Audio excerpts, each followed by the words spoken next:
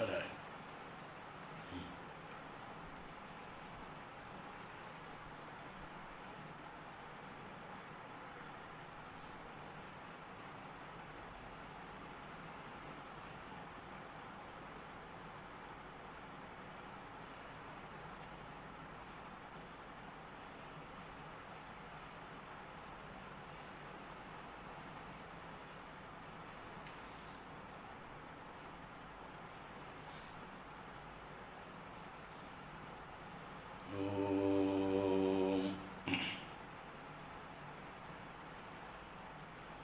ഓം ശ്രീ ഗണേശായ നമഃ. ഓം ശ്രീ സരസ്വത്यै നമഃ.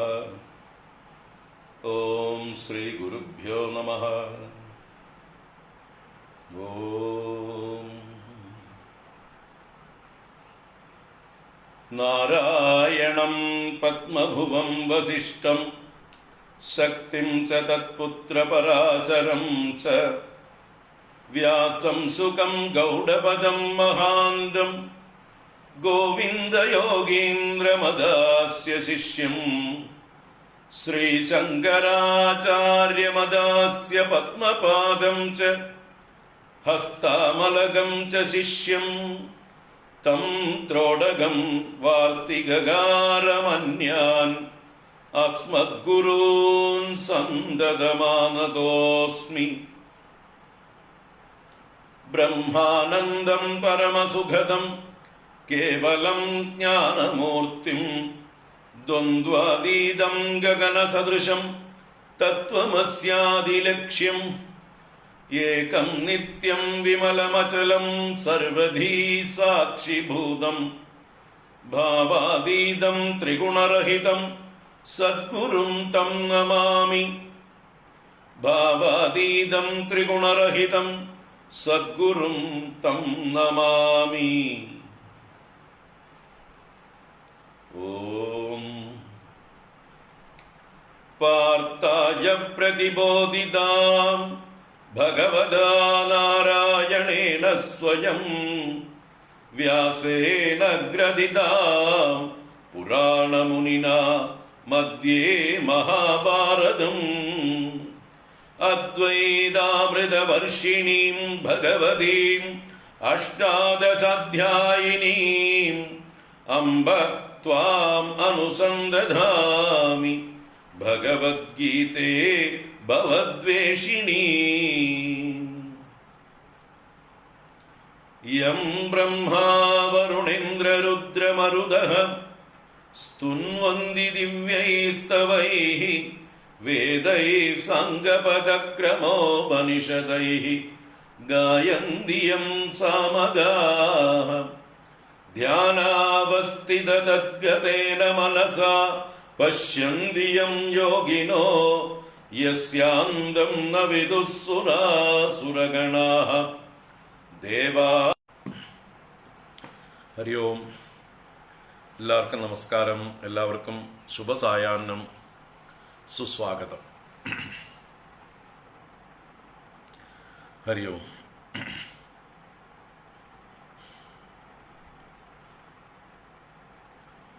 ശ്രീമദ് ഭഗവത്ഗീത പഠന പരമ്പര 22ാം എപ്പിസോഡാണ് തോന്നുന്നു. അതിലേക്ക് ഏവർക്കും സുസ്വാഗതം. അർജുന വിഷാദയോഗം എന്ന 1ാം അധ്യായത്തിലെ ഏകദേശം മധ്യഭാഗം കഴിഞ്ഞു. നമ്മൾ അവസാന ഭാഗത്തേക്ക് അടുത്തുകൊണ്ടിരിക്കുകയാണ്. ഇതുവരെ എടുത്ത ഭാഗങ്ങൾ ഒന്ന് വേഗം ചൊല്ലാം.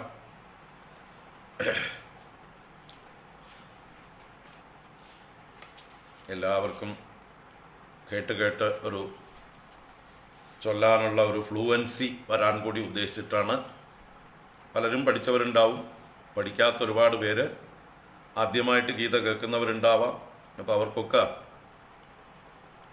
ആ ഒരു കേട്ട് പഴക്കം കൊണ്ട് തെറ്റില്ലാതെ ചൊല്ലാൻ സാധിക്കട്ടെ, അതാണ് നമ്മുടെ ഒരു സങ്കല്പം. അതുകൊണ്ടാണ് എടുത്ത ഭാഗങ്ങൾ വായിക്കുന്നത്. ഈ 1ാം അധ്യായം മുഴുവൻ കഴിഞ്ഞു കഴിഞ്ഞാൽ പിന്നെ 2ാം അധ്യായത്തിലേക്ക് കടന്നാൽ പിന്നെ 1ാം അധ്യായം വായിക്കില്ല. 1-ാം അധ്യായത്തിൻ്റെ അവസാനം വരെ 1-ാം അധ്യായം വായിച്ചുകൊണ്ടിരിക്കും. അപ്പോൾ ആ കിട്ടുന്ന ചാൻസ് പുതിയ ആളുകൾ പഠിക്കാൻ ഉപയോഗിക്കട്ടെ. പഴയ ആളുകൾക്കും തെറ്റുകളുണ്ടെങ്കിൽ തിരുത്താൻ ഉള്ള അവസരമായിട്ടും ഉപയോഗിക്കാം.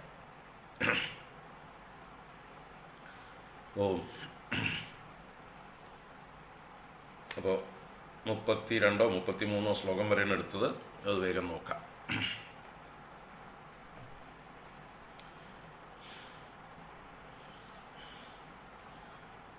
ഓം നമോ ഭഗവതേ വാസുദേവായ.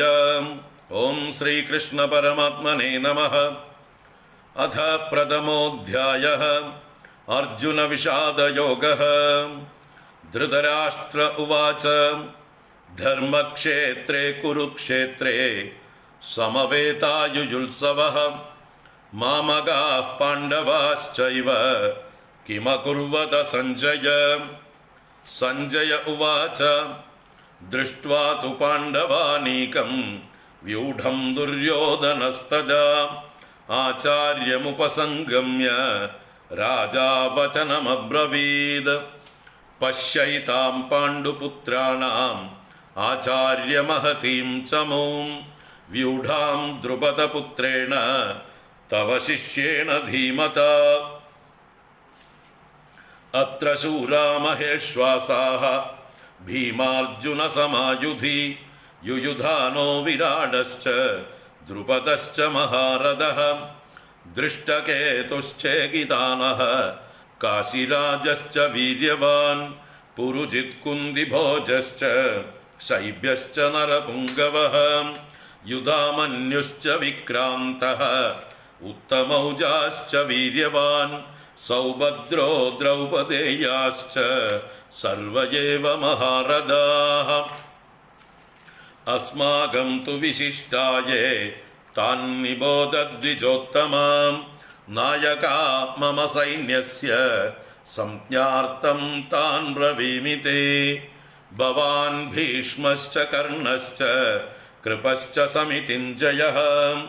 അശ്വത്ഥാമാ വികർണശ്ച സൗമദത്തിസ്തഥൈവ ച.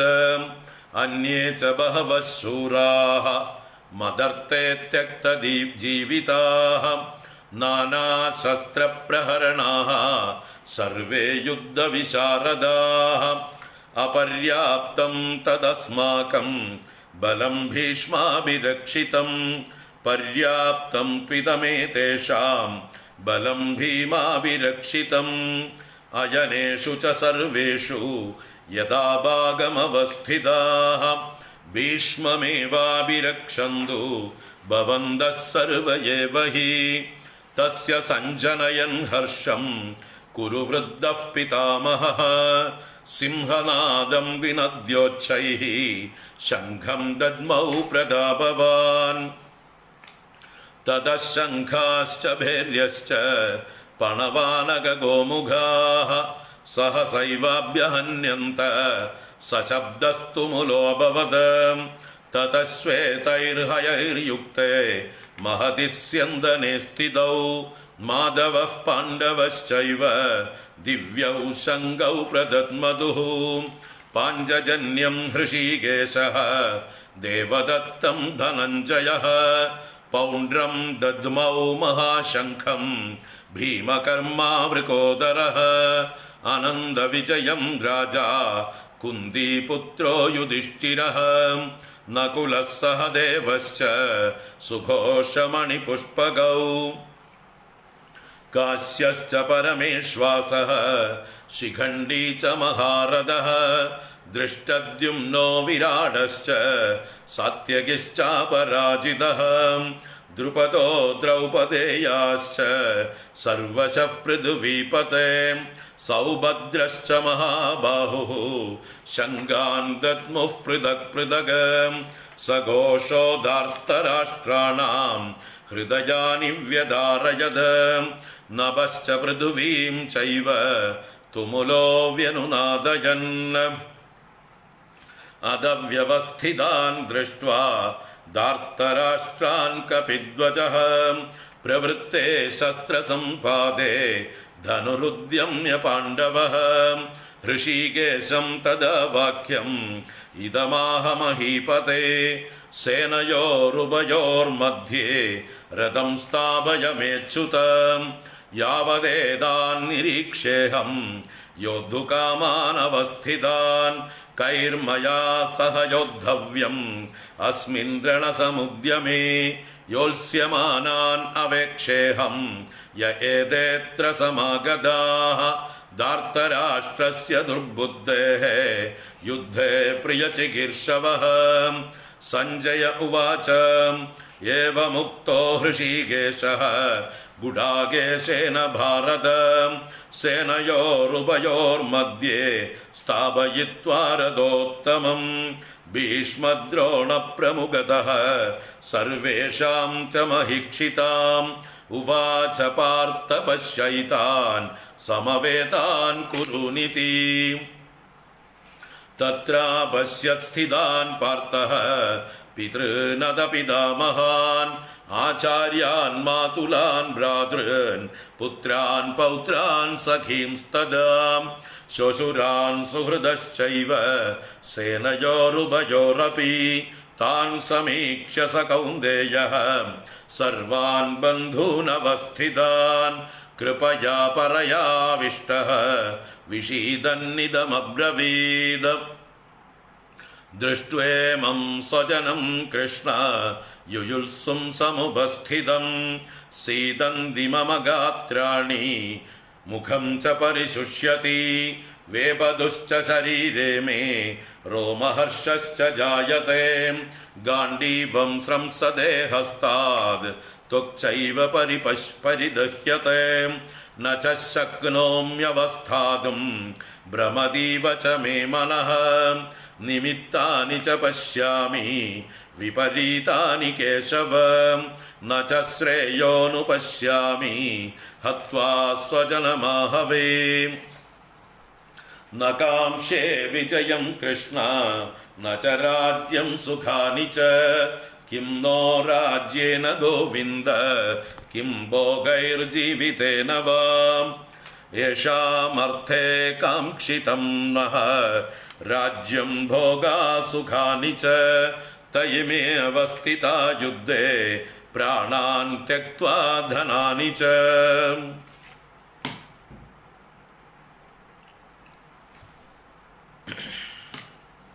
ഹരി ഓം. നാരായണ.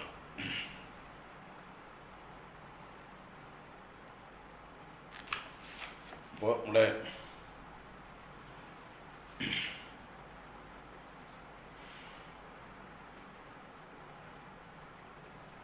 കാലങ്ങളായി ഏതൊരു യുദ്ധം പ്രതീക്ഷിച്ചുകൊണ്ട് ആ യുദ്ധത്തിന് വേണ്ട സന്നാഹങ്ങൾ തയ്യാറാക്കിക്കൊണ്ടിരുന്നുവോ, ആയുധങ്ങൾ മൂർച്ച കൂട്ടിക്കൊണ്ടിരുന്നുവോ, അതിന് വേണ്ടതായിട്ടുള്ള സേനാ സന്നാഹങ്ങൾ ഒരുക്കിയോ, അങ്ങനെയുള്ള അതിന് നേതൃത്വം കൊടുത്ത മധ്യമ പാണ്ഡവനായ ശക്തനായ സർവസേനാ നായകനായി ഇപ്പോൾ നിയോഗിക്കപ്പെട്ടിട്ടുള്ള ആ അർജുനൻ എല്ലാം ഒരുങ്ങി വന്ന് യുദ്ധത്തിന് തയ്യാറായിക്കൊണ്ട് ശസ്ത്രങ്ങൾ പ്രയോഗിക്കാൻ തുടങ്ങിയപ്പോൾ അങ്ങോട്ടും ഇങ്ങോട്ടുമുള്ള വെല്ലുവിളികളൊക്കെ കഴിഞ്ഞു. അഥവാ ശംഖഘോഷങ്ങൾ ചെയ്തുകൊണ്ട് പരസ്പരം യുദ്ധ സജ്ജതയെ, സന്നദ്ധതയെ അറിയിച്ചുകൊണ്ട് അവനവന്റെ സൈന്യത്തിനും പ്രോത്സാഹനം നൽകിക്കൊണ്ട്, അല്ലെ, പുറകിലുള്ള മറ്റ് സേനാ നായകർക്കും അതുപോലെ സൈന്യ അംഗങ്ങൾക്കും അവർക്ക് മുഴുവൻ പ്രോത്സാഹനം നൽകിക്കൊണ്ട് അവരെയൊക്കെ യുദ്ധത്തിന് പ്രേരിപ്പിച്ചുകൊണ്ട് ആയുധമെടുത്തോളൂ, പ്രയോഗിച്ചോളൂ എന്നുള്ള ആജ്ഞ കൊടുക്കുമാറ് അർജുനൻ തന്റെ ദേവദത്തം എന്ന ശംഖം മുഴക്കിക്കഴിഞ്ഞ് എല്ലാവരും ആയുധങ്ങൾ പ്രഹരിക്കാൻ തുടങ്ങിയിരിക്കുമ്പോൾ തനിക്ക് ആരോടാണ് യുദ്ധം ചെയ്യേണ്ടത് എന്നുള്ളതായിട്ടുള്ള ആ വീരഭാവത്തോടുകൂടെ തന്നെ ഭഗവാനോട് ആജ്ഞാപിച്ചു, സാരഥിയായിക്കൊണ്ട് ആജ്ഞാപിച്ചു, എന്റെ രഥത്തെ 2 സൈന്യത്തിന്റെയും മധ്യത്തിൽ കൊണ്ടുപോയി നിർത്തൂ. ഞാൻ ആരോടാണ് യുദ്ധം ചെയ്യേണ്ടതെന്ന് കാണട്ടെ. ആ ധൃതരാഷ്ട്രപുത്രനായ ദുഷ്ടനായ ദുര്യോധനന് പ്രിയം ചെയ്യാൻ വന്നവരാരൊക്കെയാണെന്ന് കാണട്ടെ എന്നൊക്കെ വളരെ വീര്യത്തോടുകൂടി പ്രഖ്യാപിച്ചുകൊണ്ട് അതിനുവേണ്ടി അവരെ കാണാൻ വേണ്ടി, കണ്ടതിന് ശേഷം ആരോടാണ് യുദ്ധം ചെയ്യേണ്ടതെന്ന് തെരഞ്ഞെടുക്കാൻ വേണ്ടി, തീരുമാനിക്കാൻ വേണ്ടി ആവശ്യപ്പെട്ടതായിട്ടുള്ള അതേ അർജുനൻ ഭഗവാൻ ഭീഷ്മദ്രോണരുടെ മുമ്പിൽ കൊണ്ടുപോയി രഥം നിർത്തിക്കൊണ്ട് പശ്യ ഏതാൻ കുരൂൻ, ഈ നിന്റെ ബന്ധുക്കളെ കണ്ടാലും നിന്റെ വംശജരെ നീ കണ്ടാലും എന്ന് പ്രത്യേകമായിട്ട് എടുത്തു പറയുകയും ചെയ്തു. അപ്പൊ അർജുനന്റെ ഉള്ളിലുള്ള ആ ദൗർബല്യം അത് പുറത്തേക്ക് വന്നു. അർജുനന്റെ ഉള്ളിലുള്ള ദൗർബല്യമാണ് ബന്ധുക്കളോടുള്ളതായിട്ടുള്ള സ്നേഹപാശങ്ങൾ, മമത. അതിവിടെ ഒരു ക്ഷത്രിയ വീരന് ദോഷം ചെയ്യും. ധർമ്മ സംസ്ഥാപനത്തിനായിക്കൊണ്ട് ഒരു യുദ്ധം നടക്കുമ്പോൾ അവിടെ ബന്ധുക്കളില്ല, ശത്രുക്കളില്ല, അല്ലെങ്കിൽ ഒരു തരത്തിലുള്ള മമതയുമില്ല. 2 പക്ഷമേ ഉള്ളൂ, ധർമ്മപക്ഷം, അധർമ്മപക്ഷം.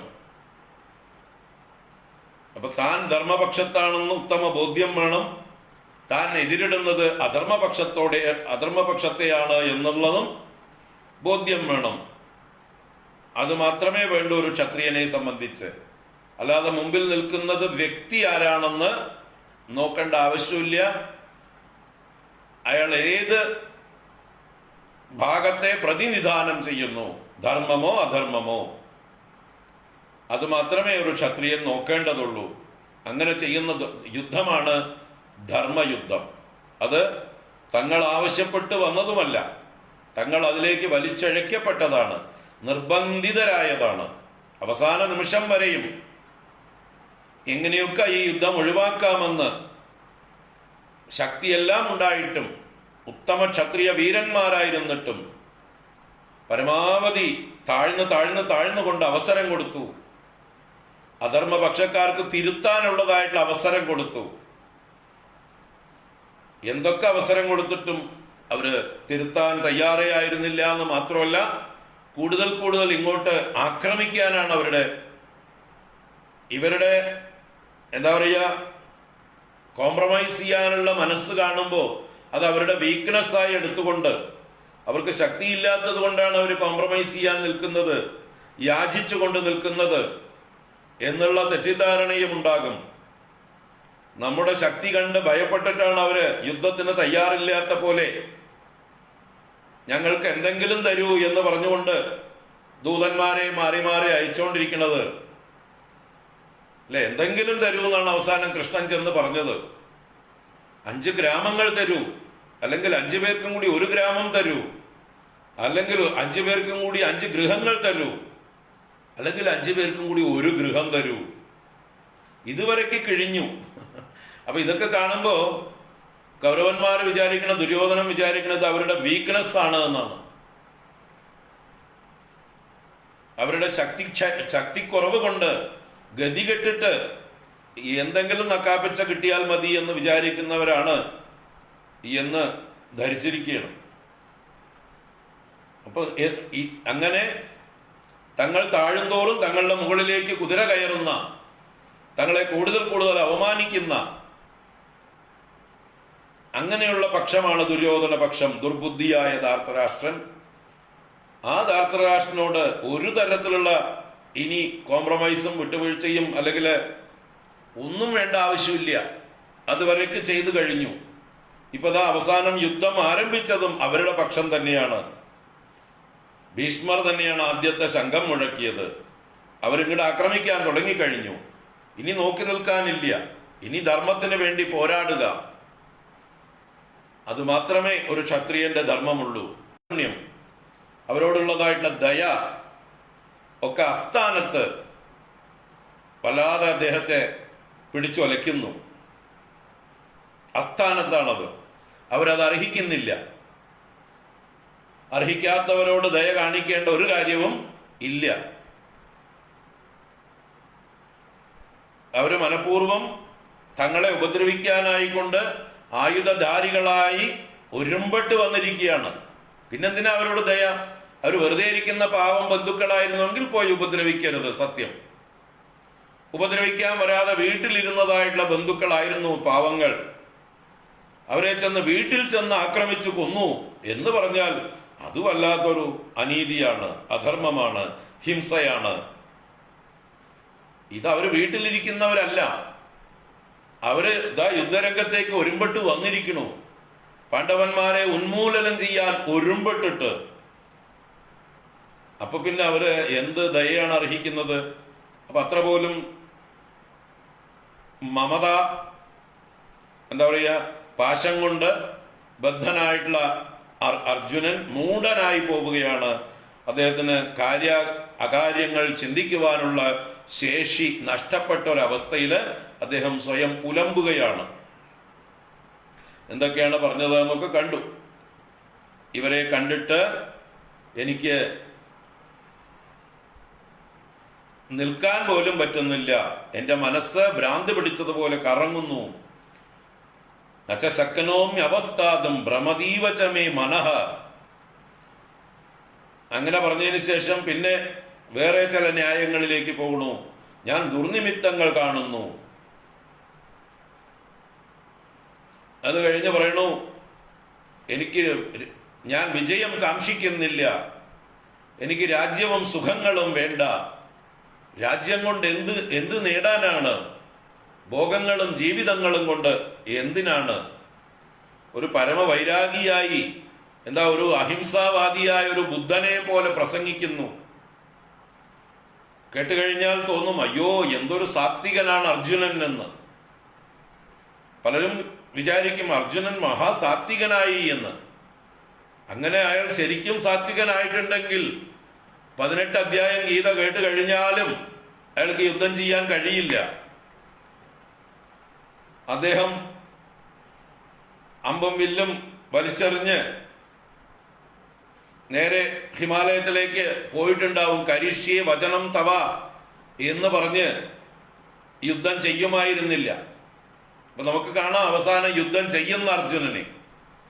അപ്പൊ എന്തുകൊണ്ട് അർജുനൻ യുദ്ധം ചെയ്തു? അർജുനന്റെ ഉള്ളിലെ ക്ഷത്രിയൻ പോയിട്ടില്ല, അർജുനന്റെ ഉള്ളിലെ ക്ഷാത്രവീര്യം കെട്ടിട്ടില്ല, അർജുനന്റെ ഉള്ളിലെ രജോ ഗുണം ക്ഷയിച്ചിട്ടില്ല, സത്വഗുണം വർദ്ധിച്ചിട്ടൊന്നുമില്ല. രജോ ഗുണം അവിടെ തന്നെ ഉണ്ട്, കുറച്ച് സത്വഗുണമുണ്ട്. പക്ഷെ ഇപ്പൊ ബാധിച്ചിരിക്കുന്നത് തമോ ഗുണമാണ്. അദ്ദേഹം രജസ്സിൽ നിന്ന് തമസ്സിലേക്കാണ് പതിച്ചിരിക്കുന്നത്, മൂഢതയിലേക്കാണ് പതിച്ചിരിക്കുന്നത്. അല്ലാതെ അദ്ദേഹത്തിലെ സത്വഗുണം കൊണ്ട് അദ്ദേഹം അഹിംസാവാദിയായി മാറിയതല്ല. സത്വഗുണം വർദ്ധിച്ച് ഇനി ഞാൻ ഒരു യുദ്ധത്തിനുമില്ല എന്ന് പറയുകയല്ല ഇവിടെ ചെയ്യുന്നത്. അദ്ദേഹം പറയുന്ന വാദങ്ങളൊക്കെ വളരെ വിചിത്രങ്ങളാണ്. സ്വയം ന്യായീകരിക്കാൻ വേണ്ടി പുലമ്പുകയാണ്. അതാണ് നമ്മൾ കണ്ടുകൊണ്ടിരിക്കുന്നത്. അർജുനനല്ലാതെ ആയ ഒരവസ്ഥയാണ് നമ്മൾ കാണുന്നത്. അർജുനന്റെ ഋജുത്വം നഷ്ടപ്പെട്ടു. അർജുനൻ ഇപ്പൊ ആള് വക്രനായി.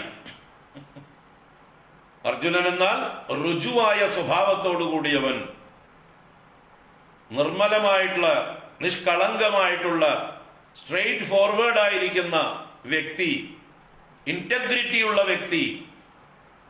അതാണ് അർജുന ശബ്ദത്തിന്റെ അർത്ഥം. അത് മാറി ഇപ്പോ ഒരു പൊയ്മുഖമെടുത്ത് അണിഞ്ഞ് വേഷം കെട്ടുകയാണ് അദ്ദേഹം. പാടുപെടുന്നുണ്ട് വേഷം കെട്ടാൻ, അഭിനയിക്കാൻ, തന്നെ ന്യായീകരിക്കാൻ കഷ്ടപ്പെടുന്നുണ്ട്. അപ്പൊ അർജുനൻ എന്നുള്ള പേര് മാറ്റി അയാളെ വക്രൻ എന്നാക്കി മാറ്റണം. വക്രതയുള്ളവനാണിപ്പോ. തൽക്കാലത്തേക്ക് അദ്ദേഹത്തിന് ആ ഒരു ഭാവമാണ് വന്നിരിക്കുന്നത്. ഇതിനു മുമ്പും ബിംബും ഇതുപോലെ ആയിട്ടില്ല ആള്.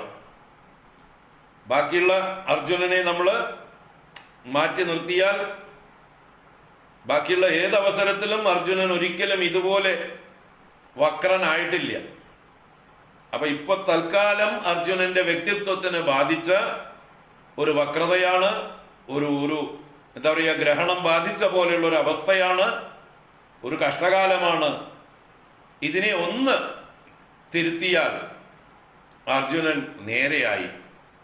ഇപ്പൊ ബാധിച്ചിരിക്കുന്ന ഈ ഒരു ഭ്രംശം, അദ്ദേഹത്തിന്റെ സ്വഭാവത്തിൽ വന്നിട്ടുള്ള അപഭ്രംശം, ഈ അപഭ്രംശത്തെ ഒരു താങ്ങുകൊടുത്ത് നേരെയാക്കിയാൽ ഉദരേദാത്മനാത്മാനം ആത്മാനം അവസാദയേത് ആത്മൈവ ഹ്യാത്മനോ ബന്ധുഃ ആത്മൈവ രിപുരാത്മനഃ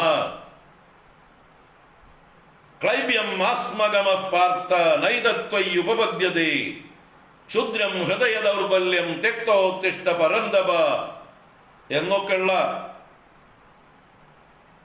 വളരെ കടുത്ത പ്രയോഗങ്ങളെ കൊണ്ട് വളഞ്ഞു പോകുന്ന അർജുനനെ ഒന്ന് സ്ട്രെയിറ്റൻ ചെയ്താൽ മതി. അതിന് അർജുനന്റെ ഭാഗ്യം,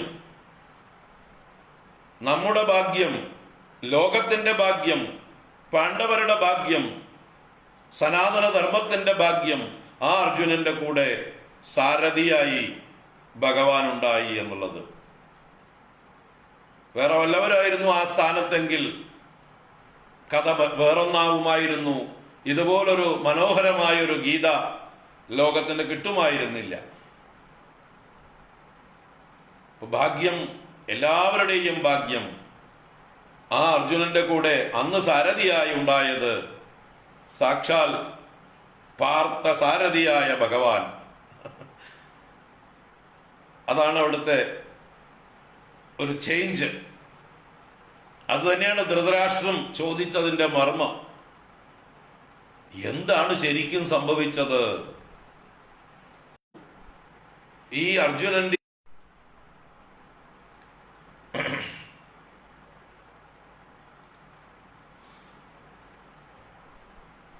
ആരായിരുന്നു അർജുനനെയും അല്ലെങ്കിൽ പാണ്ഡവന്മാരെയും പ്രചോദിപ്പിച്ചത്? പിതാമഹന്റെ നേരെയൊക്കെ ആയുധം പ്രയോഗിക്കാനുള്ള തന്റെ ഇടം കൊടുത്തത് ആരാണ്? ഇതാണ് ധൃതരാഷ്ട്രക്ക് അറിയേണ്ടത്. അദ്ദേഹം ഭയപ്പെടുന്നതും അത് തന്നെയാണ്. കൃഷ്ണൻ വെറും ഒരു സാരഥിയായിരിക്കും, ആയുധമെടുക്കില്ല എന്ന് പറഞ്ഞിട്ടാണല്ലോ വന്നത്. അപ്പൊ അദ്ദേഹത്തിൽ നിന്ന് വെറും ഒരു സാരഥിയെ മാത്രമേ സാമാന്യമായിട്ട് എല്ലാവരും പ്രതീക്ഷിക്കുള്ളൂ. ഒരു തേരോട്ടി, നന്നായിട്ട് തേരോടിക്കാൻ അറിയുന്ന ഒരാൾ. അന്ന് ലോകത്തിൽ ജീവിച്ചിരിക്കുന്ന സാരഥികളിൽ വെച്ച്, അന്നല്ല എന്നും ഇന്ന് വരേക്കും ഭഗവാനെ പോലൊരു സാരഥി ഉണ്ടായിട്ടില്ല, ഇനി ഉണ്ടാവാനും പോകുന്നില്ല. അപ്പൊ the best ever best charioteer, the best driver available, അത് കിട്ടിയിട്ടുണ്ട് അർജുനന്. അപ്പൊ ആ ഒരു സാരഥ്യം നന്നായിട്ട് വഹിക്കുമെന്നല്ലാതെ ഇവരുടെ മനസ്സിന്റെയും ബുദ്ധിയുടെയും സാരഥ്യം ഭഗവാൻ ഏറ്റെടുക്കും എന്ന് ആരും പ്രതീക്ഷിച്ച് കാണില്ല. ധൃതരാഷ്ട്രയുടെ ഉള്ളിൽ പേടിയുണ്ട്, ഇല്ല എന്നില്ല. കാരണം ഭഗവാന്റെ മഹിമ വിശ്വരൂപത്തിലൂടെ കണ്ടതാണ്. അതുകൊണ്ട് എന്ത് പേടിച്ചുവോ, എന്താണോ താൻ പ്രതീക്ഷിച്ചത്, ഏതൊന്ന് സംഭവിക്കരുതേന്ന് വിചാരിച്ചുവോ അത് സംഭവിക്കുകയാണ്. ഭഗവാൻ ശരിക്കുള്ള സാരഥ്യം ഏറ്റെടുക്കുകയാണ്, നായകത്വം ഏറ്റെടുക്കുകയാണ്. പാണ്ഡവന്മാരെ മുന്നിൽ നിന്ന് നയിക്കുകയാണ് ഭഗവാൻ. അതിന് അർജുനനെ തന്നെ നിമിത്തമാക്കിക്കൊണ്ട്. അപ്പൊ അതാണ് ധൃതരാഷ്ട്ര ചോദിച്ച ചോദ്യത്തിന്റെ മർമ്മം. എന്താണ് അവിടെ സംഭവിച്ചത്? ആരും പ്രതീക്ഷിക്കാത്തത് സംഭവിച്ചു. ഈ കൃഷ്ണനിൽ നിന്ന് ഇതുപോലെ അവശനായ, വിവശനായ, മൂഢനായി തീർന്ന അർജുനനെ പ്രചോദിപ്പിക്കുവാനുള്ള ആ മാന്ത്രിക വിദ്യ, അത്ഭുത വിദ്യ, അത് ഭഗവാൻ പ്രയോഗിച്ചു. അതാണ് ശ്രീമദ് ഭഗവത്ഗീത. അതാണ് ഗീതയുടെ മഹിമ. അത് നമ്മൾ തിരിച്ചറിയണം. നമുക്ക് തുടരാം.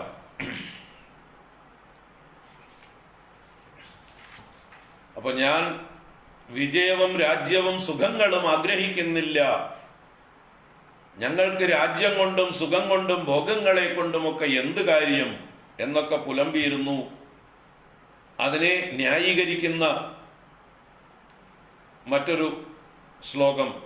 കാരണം ഒരു അബദ്ധം പറഞ്ഞാൽ പിന്നെ അതിനെ ന്യായീകരിക്കണം, പിന്നെ അതിനെ ന്യായീകരിക്കണം, പിന്നെ അതിനെ ന്യായീകരിക്കണം. നമ്മുടെ ഇന്നത്തെ ഭരണകക്ഷിയായിട്ടുള്ള കേരളം ഭരിക്കുന്ന പാർട്ടിയുടെ ആളുകള് പെട്ട് പോകുന്നില്ലേ? കിഫ്ബി എന്ന് പറഞ്ഞ് തുടങ്ങി അവര് തന്നെ ആപ്പിലായി. ഇപ്പോ ഓരോ വിവാദങ്ങളും ഡിഫെൻഡ് ചെയ്യാൻ, ഓരോ അഴിമതികളും ഡിഫെൻഡ് ചെയ്യാൻ ഓരോന്നെടുത്തിടും.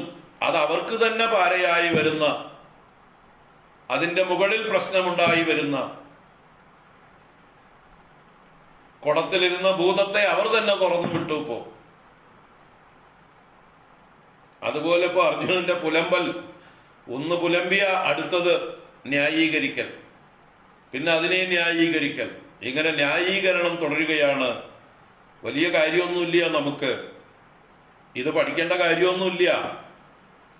എങ്കിലും അറിയാം നമുക്ക് അർജുനന്റെ അവസ്ഥയെ.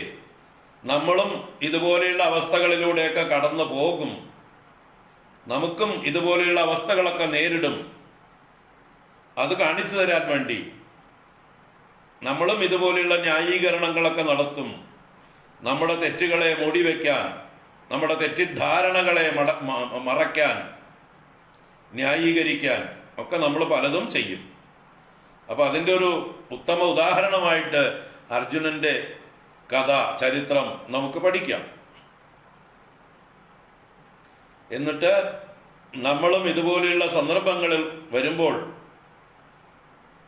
നമ്മുടെ ഉള്ളിൽ ന്യായീകരണങ്ങൾ വരുമ്പോൾ, അപ്പൊ നമുക്ക് ഓർമ്മ വരണം, അല്ല ഞാനും അർജുനനെ പോലെ ആയിക്കൊണ്ടിരിക്കുകയാണോ എന്ന്. ഞാനും അർജുനനെ പോലെ ആയിക്കൊണ്ടിരിക്കണം. അവിടെ അർജുനനെ തിരുത്താൻ ഭഗവാൻ ഉണ്ടായി, ഇവിടെ നമ്മളെ തിരുത്താൻ ആരും ഉണ്ടാവില്ല. അപ്പൊ നമ്മൾ ന്യായീകരിച്ച് അവസാനം പടുകുഴിയിലേക്കാ പോകുക.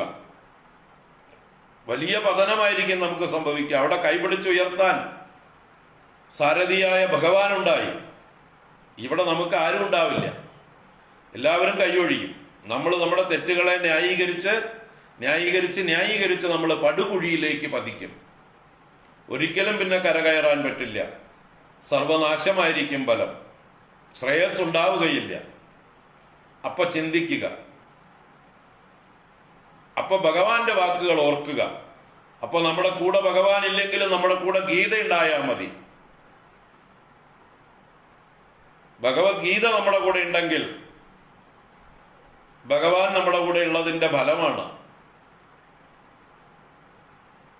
നമ്മൾ അർജുനന്റെ സ്ഥാനത്ത് നിന്നുകൊണ്ട് നമ്മൾ ചെയ്യുന്നത് തെറ്റായ വാദമാണ്, ന്യായീകരണമാണ് എന്ന് തിരിച്ചറിഞ്ഞുകൊണ്ട് ഇതേ സ്ഥാനത്ത് ഭഗവാൻ എന്താണ് പറഞ്ഞത്, തിരുത്തുന്നത് എന്ന് ഓർത്തുകൊണ്ട് ആ ഗീതാജ്ഞാനം നമ്മളെ നേരായ വഴിക്ക് നയിക്കും. അപ്പൊ അതിന് ഈ 1-ാം അധ്യായം നമ്മുടെ ഉള്ളിൽ കിടക്കട്ടെ. അല്ലാതെ ഇതിൽ നിന്ന് വേറെ ഫിലോസഫി ഒന്നും പഠിക്കാനില്ല, ധർമ്മശാസ്ത്രങ്ങളും പഠിക്കാനില്ല, രണ്ട് വിദ്യകളുമില്ല. ബ്രഹ്മവിദ്യയുമില്ല, ധർമ്മശാസ്ത്രവുമില്ല. ഭഗവത്ഗീത എന്താണ്? ഭഗവത്ഗീത ഇത് രണ്ടുമാണ്. ഇത് ശ്രീമദ് ഭഗവത്ഗീതാസു ഉപനിഷത്സു ബ്രഹ്മവിദ്യായാം യോഗശാസ്ത്രേ ശ്രീകൃഷ്ണാർജുന സംവാദേ എന്നാണ് ഓരോ അധ്യായത്തിലും അവസാനം പറയുന്നത്. അപ്പൊ ബ്രഹ്മവിദ്യായാം യോഗശാസ്ത്രേ, ഭഗവത്ഗീത ബ്രഹ്മവിദ്യയാണ്, യോഗശാസ്ത്രവുമാണ്.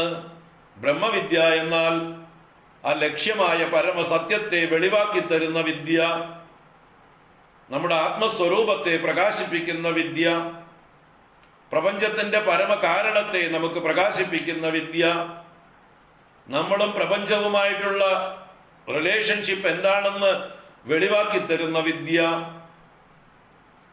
അതാണ് ബ്രഹ്മവിദ്യ.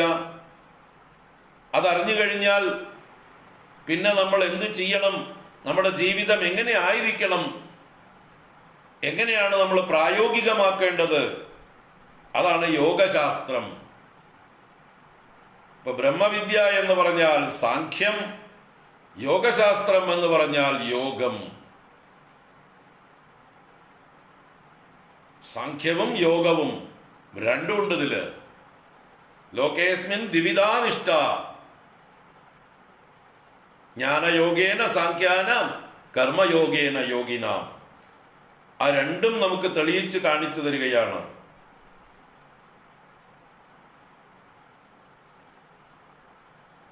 അത് ആ ബ്രഹ്മവിദ്യയും യോഗശാസ്ത്രവും അത് ഈ 1-ാം അധ്യായത്തിൽ ഇല്ല. 1-ാം അധ്യായം അതിന് വിപരീതമായിട്ടുള്ളതാണ്. 1-ാം അധ്യായം നമ്മളെ വഴി തെറ്റിക്കുന്നതാണ്. എങ്കിലും 1-ാം അധ്യായം പഠിച്ച് നിർത്തരുത്. 1-ാം അധ്യായം കാണാപ്പാഠം പഠിച്ച് അതിന്റെ അർത്ഥവും പഠിച്ച് അർജുന ന്യായീകരണ തൊഴിലാളികളായി മാറരുത്. അവസാനം ഈ 18-ാമത്തെ അധ്യായത്തിൽ അർജുനൻ എന്ത് പറഞ്ഞു എന്നും കൂടി കേൾക്കണം.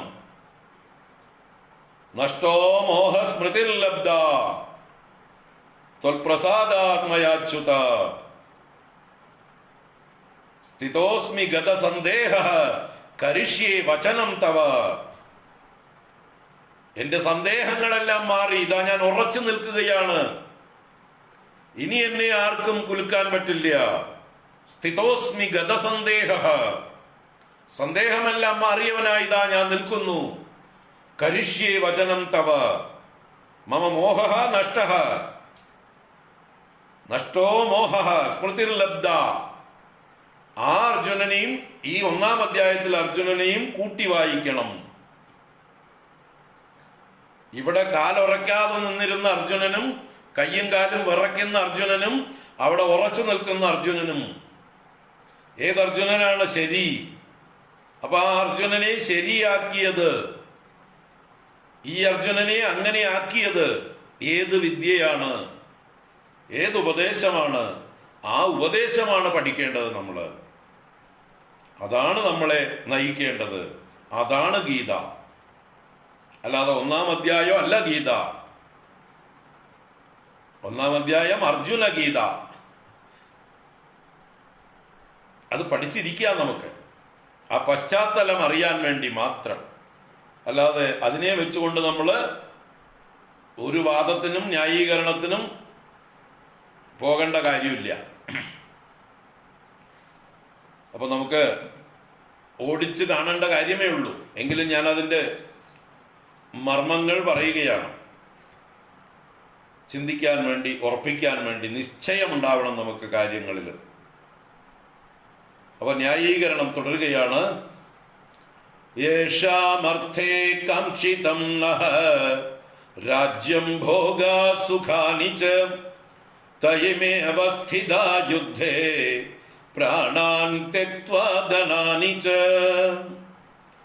യേഷാം അർത്ഥേ കാംക്ഷിതം നഃ രാജ്യം ഭോഗാ സുഖാനി ച തയമേവ സ്ഥിതാ യുദ്ധേ പ്രാണാൻ ത്യക്ത്വാ ധനാനി ച. അർജുനൻ പറയുന്നു, യേഷാം അർത്ഥേ, ആർക്ക് വേണ്ടിയാണോ? യേഷാം എന്ന് പറഞ്ഞാൽ യാതൊരാളുകൾക്ക് വേണ്ടിയാണോ? അർത്ഥേ എന്ന് പറഞ്ഞാൽ പ്രയോജനം. അപ്പൊ ആരുടെ പ്രയോജനത്തിന് വേണ്ടിയാണോ? നഹ കാംക്ഷിതം. നഹ എന്ന് പറഞ്ഞാൽ ഇവിടെ ഞങ്ങളാൽ, അസ്മാഭിഹി എന്നർത്ഥത്തിലാണ്. നമ്മളാൽ കാംക്ഷിക്കപ്പെട്ടത് ഏത്? രാജ്യം ഭോഗ സുഖാനി. രാജ്യം കാംക്ഷിച്ചത് ആർക്ക് വേണ്ടിയാണോ? ഭോഗങ്ങൾ കാംക്ഷിച്ചത് ആർക്ക് വേണ്ടിയാണോ? സുഖങ്ങൾ കാംക്ഷിച്ചത് ആർക്ക് വേണ്ടിയാണോ? തേ ഇമേ അവസ്ഥിത യുദ്ധേ. തേ അവരാണ്, ആർക്ക് വേണ്ടി കാംക്ഷിച്ചു? അവര് ഈ യുദ്ധത്തിൽ ഇതാ ഇമേ ഇവർ നിലകൊള്ളുന്നു. അവസ്ഥിതാഹ എങ്ങനെയായിട്ട്? പ്രാണാൻ ത്യക്ത്വ, അവരുടെ പ്രാണങ്ങളെ കളഞ്ഞുകൊണ്ട്, അതുപോലെ ധനാനിച്ച് ധനങ്ങളെയും ഉപേക്ഷിച്ചിട്ട്, അപ്പൊ പ്രാണനും ധനവും ത്യജിച്ചുകൊണ്ട് അവരിതാ യുദ്ധത്തിൽ മരിക്കാൻ തയ്യാറായി ഒരുമ്പെട്ട് വന്നിരിക്കുന്നു. ഇവർക്ക് വേണ്ടിയിട്ടാണ് ഞങ്ങൾ രാജ്യവും ഭോഗങ്ങളും സുഖങ്ങളും എല്ലാം കാക്ഷിച്ചത് എന്നാണ്. അപ്പൊ അർജുനൻ ഇതൊന്നും മുമ്പേ അറിയില്ലായിരുന്നു. എന്നാ പിന്നെ യുദ്ധത്തിന്റെ ആവശ്യമേ ഉണ്ടായിരുന്നില്ലല്ലോ. അവരുടെ കയ്യിൽ തന്നെയല്ലേ രാജ്യവും ഭോഗവും സുഖങ്ങളും ഒക്കെ ഉണ്ടായിരുന്നത്. ഇപ്പൊ കൗരവപക്ഷത്തെ കുറിച്ചാണ് ഈ പറയുന്നതെങ്കിൽ ആ കൗരവപക്ഷത്തിന്റെ കയ്യിലായിരുന്നു രാജ്യം. അവരെല്ലാ ഭോഗങ്ങളും സുഖമായി അനുഭവിക്കുന്നുണ്ട്. ഇനിയിപ്പോ ഇയാള് യുദ്ധം ചെയ്ത് ഉണ്ടാക്കിക്കൊണ്ട് കൊടുക്കണോ? അപ്പൊ ആ കൗരവപക്ഷത്തോട് തന്നെ യുദ്ധം ചെയ്യാൻ വന്നിട്ട് അദ്ദേഹം പറയുകയാണ്, അവർക്ക് വേണ്ടിയിട്ടാണ് ഞങ്ങൾ രാജ്യവും ഭോഗവും സുഖവുമെല്ലാം കാക്ഷിച്ചത്. അവരിതാ യുദ്ധത്തിൽ മരിക്കാൻ തയ്യാറായി എല്ലാം ഉപേക്ഷിച്ച് വന്ന് നിൽക്കുന്നു എന്ന് പറയുന്നതില് വെറും പുലമ്പൽ എന്നല്ലാതെ വേറൊന്നും പറയാനില്ല. എന്നാ പിന്നെ നേരത്തെ അത് തീരുമാനിച്ചിരുന്നെങ്കിൽ പാവങ്ങൾ, അവർക്ക് സുഖവും ഭോഗവും ഒക്കെ വേണം, അവർ ഒറ്റയ്ക്ക് അനുഭവിക്കണം എന്നാ പറയണത്. ശരി, അനുഭവിച്ചോട്ടെ, ഞങ്ങൾക്ക് വേണ്ടാന്ന് മുമ്പ് പ്രസംഗിച്ചു. ന കാംക്ഷേ വിജയം കൃഷ്ണ ന രാജ്യം സുഖാനിച്ച്, ഞങ്ങൾക്ക് വേണ്ടിയിട്ടല്ല അവർക്ക് വേണ്ടിയിട്ടാണ് എന്ന് പറയുകയും ചെയ്തു. ശരി, അവരുടെ കയ്യിലിരിക്കട്ടെ, അത് നേരത്തെ തീരുമാനിക്കാമായിരുന്നല്ലോ, നേരത്തെ അറിയുമായിരുന്നല്ലോ ഇവരോടാണ് തങ്ങൾ മത്സരിക്കുന്നത്, ഇവരാണ് രാജ്യവും ഭോഗവും സുഖവും ഇപ്പൊ കൈയാളുന്നത്, ഇവരാണ് ഞങ്ങൾക്കും കൂടി ചേരേണ്ടതായിട്ടുള്ള അവകാശങ്ങളെ നിഷേധിച്ചുകൊണ്ട് ഒറ്റയ്ക്ക് സ്വാർത്ഥരായി അവരുടെ ലോഭം കൊണ്ട് അനുഭവിക്കുന്നത് എന്നൊക്കെ അറിഞ്ഞിട്ടല്ലേ, ആ ഒരു ഉള്ളിലുള്ള ദ്വേഷം സഹിക്കാൻ പറ്റാതെയല്ലേ യുദ്ധത്തിന് ഒരുമ്പെട്ട് വന്നിരിക്കുന്നത്. എന്നിട്ട് പറയണ, ആർക്ക് വേണ്ടിയിട്ട് ഞങ്ങൾ ഇതെല്ലാം കാമിച്ചുവോ അവരിതാ മുമ്പിൽ വന്ന് നിൽക്കുന്നു എന്ന്. അപ്പൊ എന്തായാലും അർജുനൻ ഇപ്പൊ പറയുന്നത് ശത്രുപക്ഷത്തെ കുറിച്ചാണോ സംശയം. സ്വന്തം പക്ഷത്തിലുള്ള ആളുകളെ നോക്കിയിട്ടുണ്ടാവും. പാവങ്ങള്, തന്റെ മക്കളും അതുപോലെയുള്ള ബന്ധുക്കളും ഒക്കെ തങ്ങളെ സഹായിക്കാൻ വന്നിരിക്കുന്നു. ഇവരൊക്കെ കൂടെ ഉണ്ടെങ്കിൽ ഇവർക്കൊക്കെ കൂടി അനുഭവിക്കാമെന്ന് വിചാരിച്ചിട്ടാണ് ഈ യുദ്ധത്തിന് വന്നത്. ഇപ്പൊ അവരൊക്കെ മരിക്കാൻ തയ്യാറായിരിക്കണു എന്ന് കാണുകയാണ്. ഇത് നേരത്തെ കണ്ടുകൂടായിരുന്നോ? യുദ്ധം ഉണ്ടായാൽ ആര് വേണമെങ്കിൽ മരിക്കാം, എന്ത് വേണമെങ്കിൽ സംഭവിക്കാം. അത് നേരത്തെ തീരുമാനിച്ചിരുന്നെങ്കിൽ ഇവരെയൊക്കെ വീട്ടിൽ നിന്ന് പൊക്കിക്കൊണ്ട് വരണ്ടായിരുന്നോ? ദ്രുപദ രാജാവിനെയും ബന്ധുക്കളെയും വിരാട രാജാവിനെയും അതുപോലെ വേറെ ആരൊക്കെ സഹായിക്കാൻ വന്നിട്ടുണ്ടോ അല്ലെ? ദൃഷ്ടകേതു, ചകിദാനൻ, കാശിരാജ ഒക്കെ എടുത്തെടുത്ത് പറഞ്ഞു. അവരുടെയൊക്കെ കൂടെ സൈന്യങ്ങളും വന്നിട്ടുണ്ട്. അവരൊക്കെ ബന്ധുക്കളാണ്. അവരെയൊക്കെ എന്തിനാ പാവങ്ങളെ വലിച്ചഴിച്ച് കൊല്ലാൻ വേണ്ടി കൊണ്ടുവന്നത്? ഇത് നേരത്തെ ആലോചിച്ച് മതിയായിരുന്നില്ലേ? ഇവരൊക്കെ കൊല്ലപ്പെട്ടാലോ യുദ്ധത്തില്? അല്ലാതെ ഒരു കൗരവ സൈന്യത്തിന്റെ നേർക്കൊരു ഈസി വാക്ക് ഓവർ കിട്ടുമെന്ന് വിചാരിച്ചോ? ഭീഷ്മരും ദ്രോണരും കർണനും അവിടെ ഉള്ളപ്പോ ഒരു ഈസി വാക്ക് ഓവർ ഒന്നും കിട്ടാൻ പോകുന്നില്ല. അപ്പൊ ജയിച്ചാലും തീർച്ചയായിട്ടും വലിയ നഷ്ടങ്ങളോടുകൂടിയ ജയമേ ഉണ്ടാവുള്ളൂ എന്ന് നേരത്തെ ആലോചിച്ചാൽ അപ്പോഴേ അറിയാവുന്നതായിരുന്നു. അപ്പൊ യുദ്ധത്തിന് ഒരുങ്ങേണ്ട കാര്യം ഉണ്ടായിരുന്നില്ല. അപ്പൊ ഇതിപ്പോ എല്ലാം ആലോചിച്ച് തീരുമാനിച്ച് വന്നിട്ട് ഇപ്പോ വിഡ്ഢിത്തരങ്ങൾ പുലമ്പുകയാണ്. എന്താ പറയാ, വീണ്ടും വിചാരമില്ലാതെ, വിവേകമില്ലാതെ, ഒരാലോചനയുമില്ലാതെ അപ്പ തോന്നിയത് വായയ്ക്ക് തോന്നിയത് കോതയ്ക്ക് പാട്ട് എന്ന് പറഞ്ഞ പോലെ അർജുനൻ പാടുകയാണ്. അതുകൊണ്ട് ഇതിനൊന്നും യാതൊരു വിലയും നമ്മൾ കൊടുക്കേണ്ടതില്ല. ഒരർത്ഥവുമില്ലാത്ത പുലമ്പലുകൾ. ആർക്ക് വേണ്ടിയാണോ ഞങ്ങൾ ഈ രാജ്യവും ഭോഗവും സുഖങ്ങളും കാക്ഷിച്ചത്, അവരിതാ യുദ്ധത്തിൽ പ്രാണങ്ങളെ ഉപേക്ഷിച്ച് ധനങ്ങളെയും ഉപേക്ഷിച്ചു കൊണ്ടുതാ വന്നു നിൽക്കുന്നു എന്ന്. അപ്പൊ ശോകമോഹ ആവിഷ്ടനായിട്ടുള്ള അർജുനന് എന്താ പറയേണ്ടത് എന്ന് കേൾക്കുന്ന ഈ ഭാഗം മാത്രം കേൾക്കുന്ന ആളുകൾ വിചാരിക്കും, ചിന്തിക്കാത്ത ആളുകൾ വിചാരിക്കും, അയ്യോ പാവം അർജുനൻ എത്ര സാത്വികൻ, എത്ര വിരക്തൻ, ഒരു സ്വാർത്ഥതയുമില്ല, ഹിംസ ചെയ്യാൻ അദ്ദേഹത്തിന് ഒരു താല്പര്യവുമില്ല. എത്ര നല്ലൊരു മനുഷ്യൻ. അയാൾ എന്നാലും ആ കൃഷ്ണൻ നിർബന്ധിച്ചിങ്ങനെ യുദ്ധം ചെയ്യിപ്പിച്ചുവല്ലോ എന്ന് ഇതിന്റെ അപ്പുറവും പുറവും കാണാത്ത മൂഢജനങ്ങൾക്ക് തോന്നും. മൂഢജനങ്ങൾക്ക്, ഗീതയിലെ ഈ വരികൾ മാത്രം വായിക്കുന്നവർക്ക്, മുമ്പും പിമ്പും വായിച്ചിട്ടുള്ളവർക്ക് ഒരിക്കലും അത് പറയാൻ പറ്റില്ല. അതാണ് നമ്മൾ മുമ്പും പിമ്പും നോക്കിക്കാണുകയാണ് ഇപ്പോൾ ഇവിടെ ചെയ്യുന്നത്. ആ ഭാഗം മാത്രം കണ്ടാൽ പോരാ, അർജുനന്റെ മുമ്പിലത്തെ അവസ്ഥയും ഇനി വരാനിരിക്കുന്ന അവസ്ഥയും നമ്മൾ ഇതേ മഹാഭാരതത്തിൽ തന്നെ കാണാലോ. അപ്പൊ അതാണ് അർജുനന്റെ സ്വഭാവം. മുമ്പും പിമ്പും എന്തായിരുന്നു അതാണ് അർജുനന്റെ സ്വഭാവം. അല്ലാതെ ഇപ്പൊ കാണിക്കുന്നത് അർജുനന്റെ സ്വഭാവമല്ല, ഇത് സ്വഭാവ വൈകൃതം, അത് അദ്ദേഹത്തിന് പറ്റിയ ഭ്രംശം.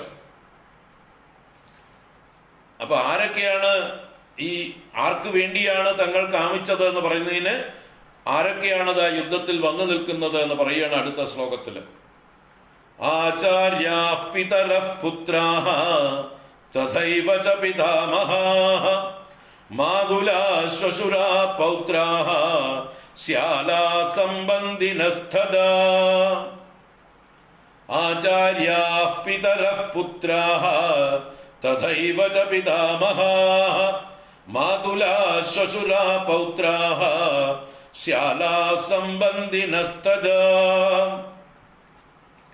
ആചാര്യാഃ, ആചാര്യന്മാരുണ്ട്, കൃപാചാര്യർ, ദ്രോണാചാര്യർ മുതലായ ആചാര്യന്മാരുണ്ട്. പിതരഃ, പിതൃസ്ഥാനീയരായിട്ടുള്ള ആളുകളുണ്ട്, പിതാവിന് തുല്യം കരുതേണ്ടതായിട്ടുള്ള ആളുകളുണ്ട്. പുത്രാഹ, പുത്രന്മാരുണ്ട്, തന്റെ പുത്രന്മാർ, സഹോദരപുത്രന്മാർ, ദുര്യോധനാദികളുടെ പുത്രന്മാർ ഒക്കെ പുത്രന്മാരാണ്. തഥാ ഏവ ച പിതാമഹാഃ ച, അതുപോലെ തന്നെ പിതാമഹന്മാർ, ഭീഷ്മ പിതാമഹൻ, ബാഹ്ലീകൻ, സോമദത്തൻ മുതലായ കാരണവന്മാരുണ്ട്. മാതുലാഹ, കുന്തിഭോജൻ, പുരുജിത്ത്, അതുപോലെ മാദ്രീ സഹോദരനായ ശല്യർ, ഇങ്ങനെയുള്ള അമ്മാമന്മാർ. ഇനി വേണമെങ്കിൽ ഗാന്ധാരി സഹോദരനായ ശകുനിയും മാതുലന്മാരാണൊക്കെ, അമ്മാമന്മാരുണ്ട്. ശ്വശുരാഹ, ഭാര്യാപിതാക്കന്മാരുണ്ട്.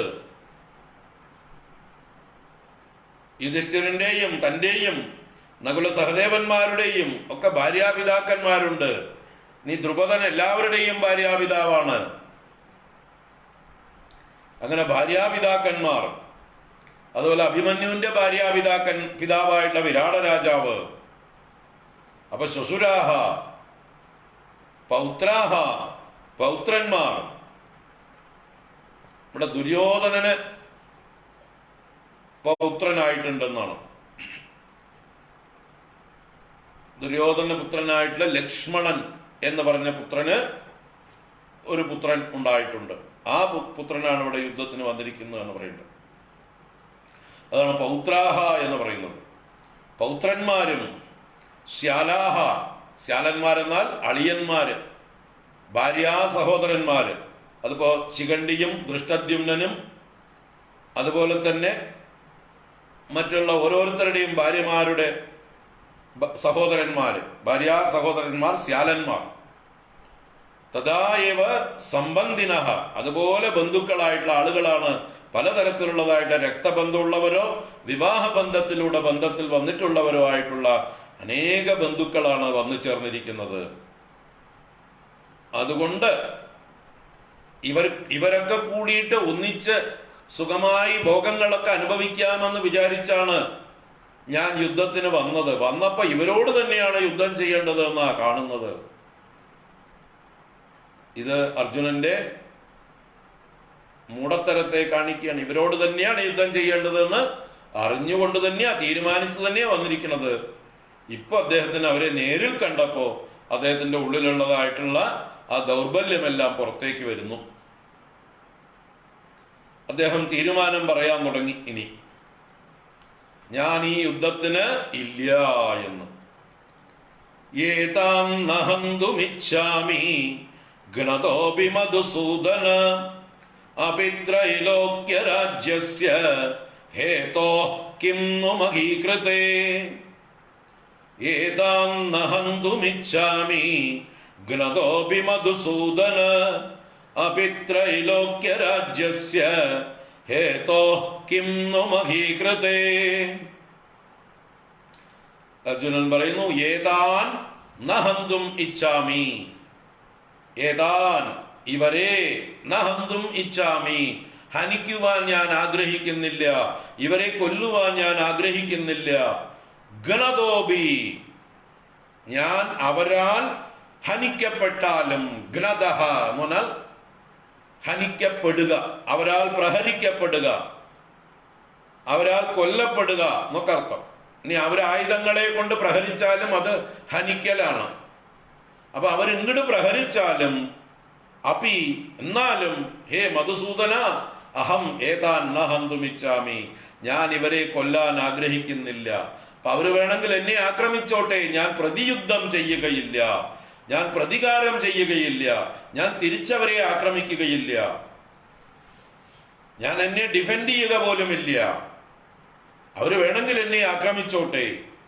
ഗ്രതോപി മധുസൂദന, അല്ലയോ മധുസൂദന എന്നാ ഭഗവാനെ വിളിക്കുന്നത്. ഇതൊക്കെ വ്യാസൻ പ്രയോഗിക്കുന്നതായിരിക്കാം, മധുസൂദന. കാരണം ഭഗവാൻ മധുസൂദനനാണ്, നാരായണനാണ് എന്നത് അർജുനന് ഇപ്പൊ അറിയാറായിട്ടില്ല. അപ്പൊ വ്യാസന്റെ പ്രയോഗം മധുസൂദന, അല്ലെങ്കിൽ അർജുനന് അറിയോ എന്തോ, അറിഞ്ഞിട്ട് പറഞ്ഞു എന്തോ. അദ്ദേഹം മധുകൈടവന്മാരെ വധിച്ച ആളാണ്, സാക്ഷാൽ ശേഷശായി നാരായണനാണ് എന്നറിയുമോ ആവോ?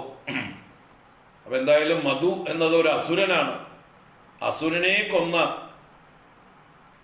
അങ്ങേക്ക് അസുരനെ, അങ്ങ് കൊന്നത് അസുരനെയാണ്, ഞാൻ കൊല്ലേണ്ടത് ബന്ധുക്കളെയാണ് എന്ന മട്ടിലുള്ളൊരു പ്രയോഗവും ആവാം. ഇരിക്കട്ടെ, പേരുകള് സാങ്കേതികം. അപ്പി ത്രൈലോക്യരാജ്യസ്യ ഹേതോഹോ, ത്രൈലോക്യരാജ്യസ്യ ഹേതോഹോ അപ്പി, ത്രൈലോക്യമാകുന്ന രാജ്യം, 3 ലോകങ്ങളുടെയും ആധിപത്യം എനിക്ക് കിട്ടുമെന്ന് വിചാരിച്ചാൽ പോലും ഞാൻ അവരെ കൊല്ലില്ല. ഇവരെ കൊന്നാൽ എനിക്ക് 3 ലോകത്തിന്റെയും ആധിപത്യം കിട്ടും എന്ന് ആരെങ്കിലും പറയുകയാണെങ്കിൽ ഞാൻ കൊല്ലില്ല. കിം नु മഹീകൃതേ, പിന്നെയാണോ ഈ ഭൂമിക്ക് വേണ്ടി, മഹീകൃതേ എന്നുള്ളത് ഭൂമിക്ക് വേണ്ടി എന്നർത്ഥം.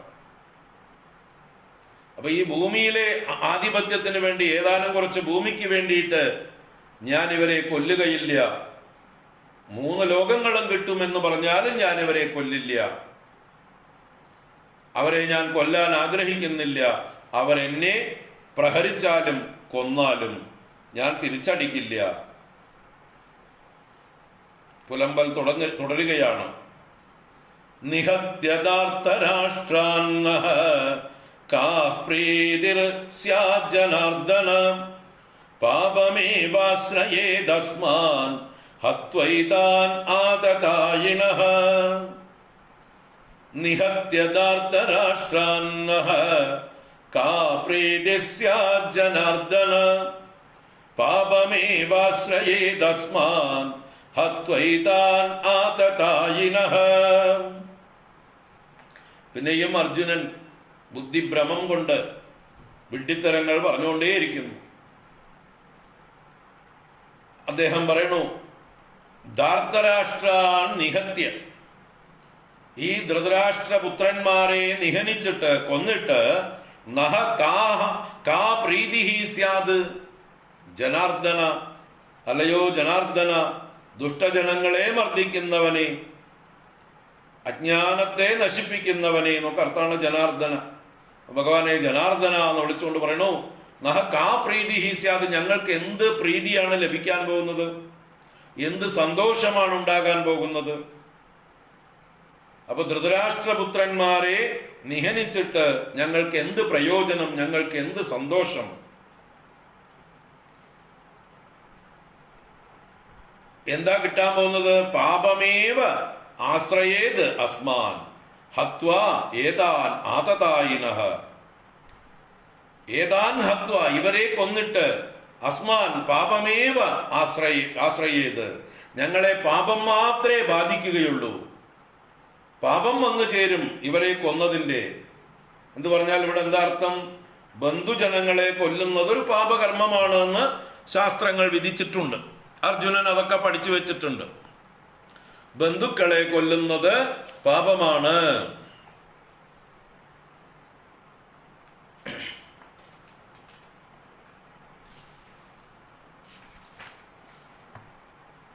സ്വജനഹിംസ അത് പാപമാണെന്ന് ശാസ്ത്രങ്ങൾ പറഞ്ഞു വെച്ചിട്ടുണ്ട്. അതിനെയാണ് ഇവിടെ അർജുനൻ കോട്ട് ചെയ്യുന്നത്. അത് വെറുതെ ഇരിക്കുന്ന സ്വജനങ്ങളെ ഹിംസിച്ചാൽ പാപമാണ്. ഇവിടെ അർജുനൻ തന്നെ പറയുന്നുണ്ട് ആതതായിനഹ എന്ന്. കൗരവന്മാരെ സംബന്ധിച്ച് ആതതായികളാണിവർ.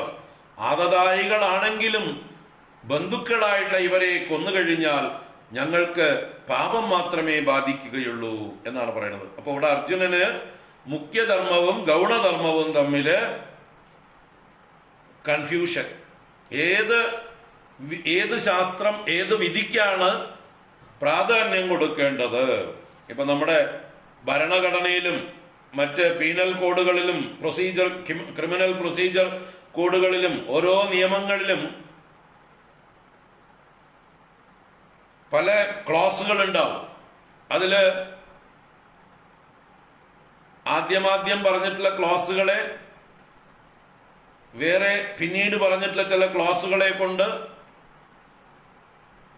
ചില നിബന്ധനകൾ വെച്ചിട്ടുണ്ടാവും, കണ്ടീഷൻസ്. അപ്പൊ അത് നോക്കിയിട്ട് വേണം നമ്മൾ ന്യായീകരിക്കാൻ ഏതാണ് ശരി എന്ന് പറയാം.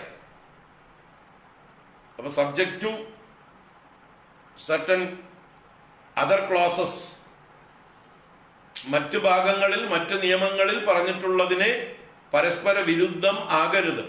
അഥവാ വിരുദ്ധമായാൽ ഏതിനാണ് പ്രാധാന്യം കൊടുക്കേണ്ടത് എന്നൊക്കെ ഉണ്ട്. അപ്പൊ നമ്മുടെ ഭരണഘടനയില് ആദ്യം പറയുന്ന നമ്പർ 1, നമ്പർ 2, നമ്പർ 3, നമ്പർ 4 എന്ന് പറഞ്ഞ് എണ്ണി പറഞ്ഞിട്ടുള്ള ആ വ്യവസ്ഥകൾക്കാണ് ഏറ്റവും പ്രാധാന്യം. അത് എന്തു തന്നെയാണെങ്കിലും പാലിക്കപ്പെടണം. പിന്നീട് പറഞ്ഞിട്ടുള്ളത് ഇതിനെ കുറച്ചുകൂടി എക്സ്പ്ലെയിൻ ചെയ്യാൻ വേണ്ടിയിട്ടാണ് ചില കണ്ടീഷൻസ് ഒക്കെ വച്ചിരിക്കുന്നത്. അപ്പൊ ഏറ്റവും പ്രാധാന്യം അർഹിക്കുന്ന നിയമം ആദ്യം പറയുന്നതാണ്.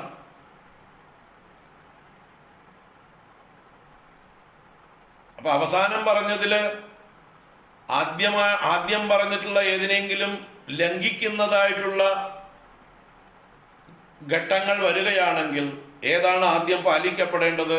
കോൺട്രഡിക്ഷൻ വരുമ്പോൾ അവസാനത്തത് പാലിച്ചില്ലെങ്കിലും ആദ്യത്തേത് പാലിക്കപ്പെടണം. മുമ്പ് പറഞ്ഞതായിട്ടുള്ള ചട്ടം, മുമ്പ് പറഞ്ഞിട്ടുള്ളതായിട്ടുള്ള നിയമം പാലിക്കപ്പെടണം. പിന്നീട് പറഞ്ഞത് ലംഘിക്കപ്പെട്ടാലും. അതാണ് നമ്മുടെ ധർമ്മശാസ്ത്രങ്ങളിലെ ചില കണ്ടീഷൻസ് പറഞ്ഞിട്ടുണ്ട്. ഇപ്പൊ ബന്ധുജനങ്ങളെ കൊല്ലുന്നത് പാപമാണ്, നരകമാണ് എന്ന് പറഞ്ഞിട്ടുണ്ട്. അതുപോലെ ബാലന്മാരെ കൊല്ലുന്നത് പാപമാണ്, വൃദ്ധന്മാരെ കൊല്ലുന്നത് പാപമാണ്, സ്ത്രീകളെ കൊല്ലുന്നത് പാപമാണ്, ബ്രാഹ്മണരെ കൊല്ലുന്നത് ബ്രഹ്മഹത്യാ പാപമാണ്. ഇങ്ങനെയൊക്കെ പാപങ്ങളെ കുറിച്ച് എണ്ണി പറഞ്ഞിട്ടുണ്ട്. പക്ഷേ അതിനെയൊക്കെ വേറൊരു ക്ലോസ് കൊണ്ട് ഖണ്ഡിച്ചിട്ടുണ്ട്. എവിടെ എപ്പോൾ ഇവരെ കൊല്ലാമെന്ന്. ഇവരെയും കൊല്ലേണ്ടി വന്നാൽ കൊല്ലണം എന്നും പറഞ്ഞിട്ടുണ്ട്. അതാണ് നമ്മുടെ ശ്രീരാമസ്വാമി വിശ്വാമിത്രന്റെ കൂടെ യാഗരക്ഷയ്ക്ക് പോയപ്പോ ആദ്യമായി കൊല്ലേണ്ടി വന്നത് താടക എന്ന സ്ത്രീയാണ്. അപ്പൊ സ്ത്രീവധം വലിയ പാപമാണ് എന്ന് രാമൻ പഠിച്ചു വെച്ചിട്ടുണ്ട്. ശ്രീരാമസ്വാമി പഠിച്ചു വെച്ചിട്ടുണ്ട് വസിഷ്ഠ ഗുരുവിൽ നിന്ന്. അപ്പോ ഈ താടകയെ കൊല്ലാനായിക്കൊണ്ട് രാമനോട് വിശ്വാമിത്രൻ പറഞ്ഞപ്പോൾ രാമൻ മടിച്ചു. സ്ത്രീവധം ചെയ്യാൻ താല്പര്യമില്ല, അത് അധർമ്മമാണ്. ഒരു പുരുഷനായിട്ടുള്ള ക്ഷത്രിയനായിട്ടുള്ള ഞാൻ സ്ത്രീയെ വധിക്കുന്നത് പാപമാണ് എന്ന് രാമൻ വിശ്വാമിത്രനോട് പറയുന്നു. എന്നാൽ വിശ്വാമിത്രൻ അവിടെ രാമനെ തിരുത്തുന്നു. സർവജ്ഞനായ ഗുരുവായ വിശ്വാമിത്രൻ രാമനോട് പറയുന്നു, അങ്ങ് ക്ഷത്രിയനാണ്, അത് ആ ക്ഷത്രിയന്റെ ധർമ്മമാണ്.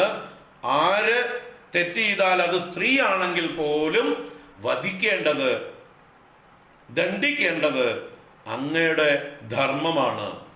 അതല്ലെങ്കിലാണ് അങ്ങയെ പാപം ബാധിക്കുക. അങ്ങ് ഈ ധർമ്മം ചെയ്തില്ലെങ്കിലാണ് അങ്ങയ്ക്ക് പാപമാവുക, അങ്ങ് പാപിയായി മാറും. അതുകൊണ്ട് ഇപ്പൊ അങ്ങയുടെ ധർമ്മം, അങ്ങയ്ക്ക് പാപലേശമില്ലാത്ത ധർമ്മം, ഈ സ്ത്രീ, ഈ താടക എന്ന ദുഷ്ട സ്ത്രീയെ വധിക്കുക. കാരണം അവർ ഞങ്ങളെ ബ്രാഹ്മണരെ, സന്യാസിമാരെ, തപസ്സികളെ, യാഗം ചെയ്യുന്നവരെ ഒക്കെ ഉപദ്രവിക്കുകയാണ്, ഞങ്ങളെ ഭക്ഷിക്കുകയാണ്, തപസ്സികളെയൊക്കെ ഉപദ്രവിക്കുകയാണ്. അപ്പൊ അവള് മഹാശക്തയാണ്, ക്രൂരയാണ്, അപരാധിനിയാണ്. അവൾ വധിക്കപ്പെടേണ്ടതാണ്. സ്ത്രീയാണെന്നുള്ളതായിട്ടുള്ള ഔദാര്യം അവൾക്ക് കൊടുക്കേണ്ടതില്ല, അവൾ വധിക്കപ്പെടണം എന്ന് വിശ്വാമിത്രൻ ഉപദേശിച്ചു. ശ്രീരാമസ്വാമി ക്ലിയർ ചെയ്തു. അദ്ദേഹത്തിന്റെ സംശയം മാറി. വാത്മീകി രാമായണത്തിൽ കാണാം നിങ്ങൾക്ക്. ശ്രീരാമസ്വാമിയുടെ സംശയം നീങ്ങി, താടകയെ വധിച്ചു. ശ്രീകൃഷ്ണ ഭഗവാന് പിന്നെ അങ്ങനത്തെ ശങ്കയേ ഇല്ല. ആദ്യമായിട്ട് വന്നത് പൂതനയാണ് അല്ലേ? ബാലനായിരിക്കുന്ന ഭഗവാൻ ആദ്യം കൊല്ലുന്നത് പൂതനയാണ്. ആ പൂതനയെ കൊല്ലുമ്പോ ഒരു നിമിഷം കണ്ണടക്കുന്നുണ്ട് ഭഗവാൻ. അത് ഈ വിശ്വാമിത്ര വചസ്സുകളെ ഓർത്തതാണോ എന്ന് ഞങ്ങളൊക്കെ വ്യാഖ്യാനിക്കുമ്പോ തമാശയായിട്ട് പറയും. ഒരു ചമൽക്കാരമായി പറയും. ഭഗവാൻ ചരാചരാത്മാസ നിമീലിതേക്ഷണ, ചരാചരാത്മാവായ ഭഗവാൻ നിമീലിതേക്ഷണനായി, കണ്ണടച്ചവനായി, പൂതനയ്ക്ക് തന്റെ കണ്ണിനെ കാണിച്ചേ കൊടുത്തില്ല. തന്റെ കണ്ണിന്റെ സൗന്ദര്യം കണ്ടാൽ അവൾ ഭ്രമിച്ചാലോ, അവൾ കൊല്ലാതിരുന്നാലോ, തന്നെ ഹിംസിക്കാതിരുന്നാലോ, തനിക്ക് പാല് തരാതിരുന്നാലോ, വിഷം കലർത്തിയ പാല് തരാതിരുന്നാലോ. അതുകൊണ്ട് ഭഗവാൻ കണ്ണടച്ച് പൂതനയെ നോക്കിയില്ല. എന്താ പറയാ, ദാക്ഷിണ്യമില്ലാതെ കൊന്നുകളഞ്ഞു, മുഖം നോക്കാതെ കൊന്നുകളഞ്ഞു. അപ്പൊ സ്ത്രീവധം പാപമാണ് എന്ന നിയമമുണ്ട്. അത് സബ്ജക്ട് ടു കണ്ടീഷൻ. ആ സ്ത്രീകള് മര്യാദക്കാരായിരിക്കണം. മര്യാദക്കാരായിട്ടുള്ള സ്ത്രീകളെ വധിച്ചുകൂടാ. ദുഷ്ടകളാണെങ്കിൽ അവരാരാണെങ്കിലും കൊല്ലപ്പെടണം. അല്ലെങ്കിൽ അവര് ഈ എക്സംഷനും പറഞ്ഞുകൊണ്ട് എല്ലായിടത്തും രക്ഷപ്പെട്ടു പോകും. ഇപ്പൊ നമ്മുടെ കേരളത്തിലെ എല്ലാവരെയിട്ട് വട്ടം കറക്കിക്കൊണ്ടിരിക്കുന്നത് സ്ത്രീകളല്ലേ? കഴിഞ്ഞ സർക്കാരിനെ അവസാന കാലത്ത് ഒരു സരിതാ നായര് വട്ടം കറക്കിയെങ്കിൽ അതിനേക്കാൾ എത്രയോ ഇരട്ടിയാണ് കഴിഞ്ഞ 4 വർഷമായിട്ട് കേരളം ഭരിക്കുന്നത് തന്നെ ഒരു സ്വപ്നയായിരുന്നു. മുഖ്യമന്ത്രി ഒന്നും അറിഞ്ഞില്ല, അവിടെ നടക്കുന്നതൊന്നും ഞാൻ അറിഞ്ഞില്ലേ. അപ്പൊ അവളുടെ ഇഷ്ടത്തിന് ഭരിച്ചു, അവളാണ് നടത്തിയതെല്ലാം. അപ്പൊ നമ്മൾ വോട്ട് ചെയ്തത് ഇവൾക്കാണ് തോന്നുന്നു. സ്വപ്നയെ നമ്മൾ വോട്ട് ചെയ്ത് ജയിപ്പിച്ചു, ശിവശങ്കരനെ നമ്മൾ ജയിപ്പിച്ചു. അവര് ഭരിച്ചു. ഇപ്പൊ നമ്മളെ നാട് മുടിച്ചു, ദേശദ്രോഹ കർമ്മങ്ങൾ ചെയ്തു. അപ്പൊ അങ്ങനെയുള്ളവരെയൊക്കെ വെറുതെ വിടാൻ പറ്റുമോ? ചിന്തിക്കുക. അപ്പോ നിയമങ്ങൾ പറഞ്ഞിട്ടുണ്ട്. കുട്ടികളെ കൊല്ലരുത്, വൃദ്ധരെ കൊല്ലരുത്, ബ്രാഹ്മണരെ കൊല്ലരുത്, സ്ത്രീവധമരുത്, ഒക്കെ പാപമാണ് എന്ന് പറഞ്ഞിട്ടുണ്ട്. പക്ഷേ സബ്ജക്ട് ടു കണ്ടീഷൻ. അവിടെ കണ്ടീഷൻ ഉണ്ട്. ഇതിനിവിടെ ആദതായി എന്ന് അർജുനൻ തന്നെ പുലമ്പുന്നുണ്ട്. ആരാണ് ആദതായി? ആദതായി എന്ന വാക്കിന്റെ അർത്ഥം ഏറ്റവും ക്യാപിറ്റൽ പണിഷ്മെന്റ് അർഹിക്കുന്നവൻ എന്നാണ്. വധാർഹനാണ് ആദതായി. അത് ശാസ്ത്രം പറയുന്നുണ്ട്. വസിഷ്ഠ സ്മൃതി പറയുന്നു, മനുസ്മൃതി പറയുന്നു, സ്മൃതികളൊക്കെ പറയുന്നു ആദതായികൾ വിചാരണ ചെയ്യാതെ വധിക്കപ്പെടേണ്ടവരാണ്. ആരൊക്കെയാണ് ആദതായികള്? അഗ്നിതോ ഗരദശ്ചൈവ ശസ്ത്രപാതി ധനാപഹ ക്ഷേത്രധാരഹരശ്ചൈവ ഷഡേതേ ഹ്യാതദായിനഃ. 6 പേർ ആദതായികളാണ്. ഷഡേതേ, ഇവരെ വിചാരണ കൂടാതെ കൊല്ലാം എന്നാണ്. ആരൊക്കെയാണ്? അഗ്നിദഹ. അഗ്നിദഹ എന്ന് പറഞ്ഞാൽ നമ്മുടെ വീട്ടിന് തീ വെക്കുകയോ നമ്മളെ തീ വെച്ച് കൊളുത്തി കൊല്ലുകയോ ചെയ്യുന്നവർ, നമ്മളെ നശിപ്പിക്കാൻ ഉദ്ദേശിച്ചുകൊണ്ട് വീട്ടിനോ നമ്മൾക്കോ തീ വെച്ച് ഉപദ്രവിക്കുന്നവർ. ഗരദഹ എന്ന് പറഞ്ഞാൽ വിഷം കൊടുത്ത് കൊല്ലാൻ ശ്രമിക്കുന്നവർ, ചതിയിൽ ഭക്ഷണ പദാർത്ഥങ്ങളിൽ വിഷം കലർത്തി നമ്മളെ കൊല്ലുന്നവർ ഗരദൻ. ഗരം എന്നാൽ വിഷം. ഗരം ദദാതീതി ഗരദഹ.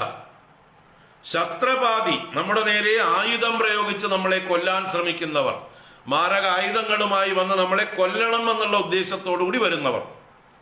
ധനാപഹ, നമ്മുടെ ധനത്തെ, നമ്മൾക്ക് ജീവിക്കാനുള്ള ധനത്തെ അപഹരിച്ചെടുക്കുന്നവർ. ക്ഷേത്രധാരഹരഹ, ക്ഷേത്രം എന്നാൽ നമ്മുടെ ഭൂമി, ഉപജീവന മാർഗമായ കൃഷിഭൂമിയും അതുപോലെയുള്ള ഭൂമിയെ അപഹരിച്ചെടുക്കുന്നവർ. ധാരങ്ങൾ എന്നാൽ ഭാര്യ, ഭാര്യയെ അപഹരിക്കുന്നവൻ, ഹരിക്കുന്നവൻ. ഇങ്ങനെ 6 പേര്: അഗ്നിതൻ, ഗരദൻ, ശസ്ത്രപാതി, ധനാപഹ, ക്ഷേത്രഹരഹ, ധാരഹരഹ. 6 അപരാധം ചെയ്യുന്നവൻ ഏതേ ആതതായിനഃ എന്ന് വസിഷ്ഠൻ ഉറപ്പിച്ചു പറഞ്ഞിട്ടുണ്ട്.